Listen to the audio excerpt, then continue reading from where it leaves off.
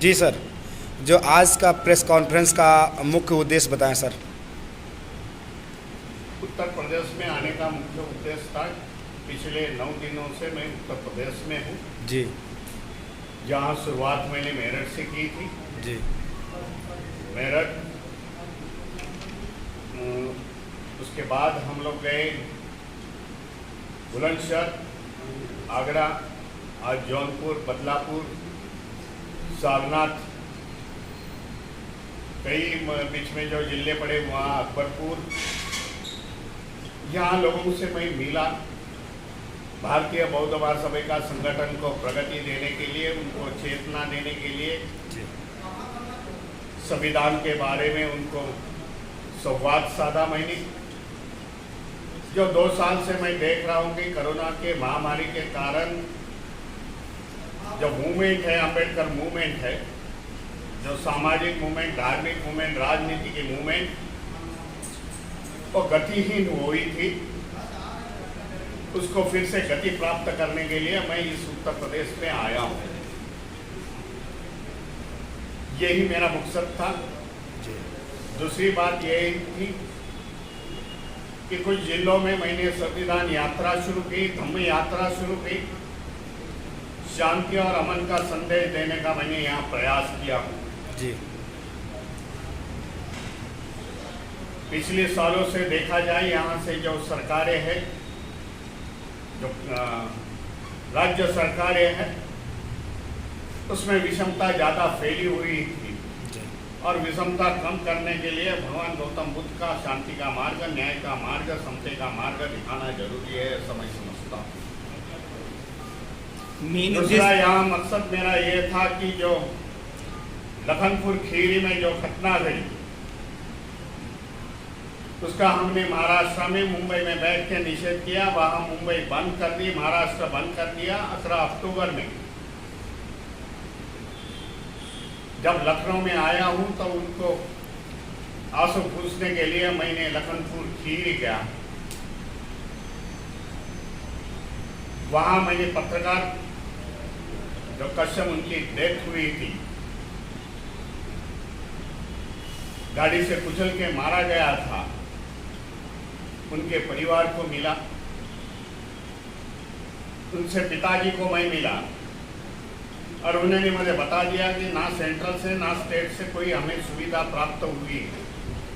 निषेध किया, वहाँ मुंबई बंद कर दी, महाराष्ट्र बंद कर दिया। 18 अक्टूबर में जब लखनऊ में आया हूँ तो उनको आंसू पूछने के लिए मैंने लखनपुर खीरी गया। वहाँ मैंने पत्रकार जो कश्यप, उनकी डेथ हुई थी, गाड़ी से कुचल के मारा गया था, उनके परिवार को मिला।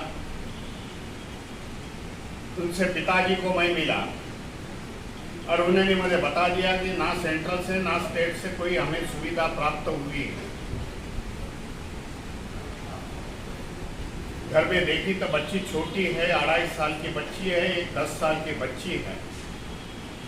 तभी हमें उनके पिताजी को आश्वासित कर दिया कि भाई इनकी जिम्मेदारी, एजुकेशन की जिम्मेदारी स्टेट गवर्नमेंट नहीं लेती है, तो हम लोग की संस्था यहाँ की लेगी। लोकतंत्र में अधिकार रहता है सामान्य आदमियों को कि सरकार के नीतियों के विरुद्ध में अपनी आवाज उठाए। शांतिपूर्ण मार्ग से धरना आंदोलन किए, वही आंदोलन चल रहा था। उसी पर ही केंद्र सरकार में जो होम मिनिस्टर रहे वाले मंत्री ने, उनके लड़के ने उनको कुचल के मार दिया। उसकी निंदा हम लोग ने करते हैं। आज भी सरकारें संवेदनशील नहीं है। मानवता कौन सा भी विचार दिखता नहीं। जब कोर्ट ने इसमें इंटरवेंशन किया तब उनको जाके आज अटक हुई है। सभी बात निंदनीय है, मैं समझता हूँ। इसीलिए इसी मामले में जो संविधान की छेड़छाड़ हो रही है। उसी मामले में आने वाले 26 नवंबर में जो कॉन्स्टिट्यूशनल डे है, संविधान दिवस है, उसमें हम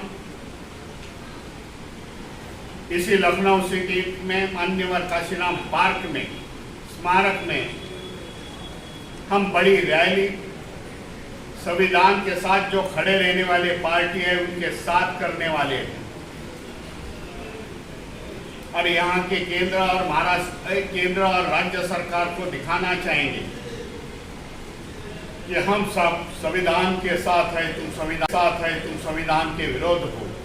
मेन उद्देश्य सर क्या है आपका? मेन उद्देश्य तो अभी मैंने बता दिया भाई।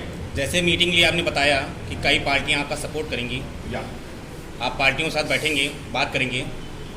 आने वाले समय में फिर से मैं आने वाला हूँ या लखनऊ में, तब मैं इन लोग से बात करूँगा जो लाइक माइंडेड पार्टी है, संविधान के साथ खड़े होने वाली पार्टी है, उनसे लीडर को मिलूंगा और उनको सबको इनवाइट करूँगा। एक आदमी की पार्टी नहीं होगी, एक लीडरशिप नहीं होगी, तो कलेक्टिव लीडरशिप उस मंच पर आपको दिखेगी। चलो, नमो बुद्धाय, जय भीम। जी, धन्यवाद।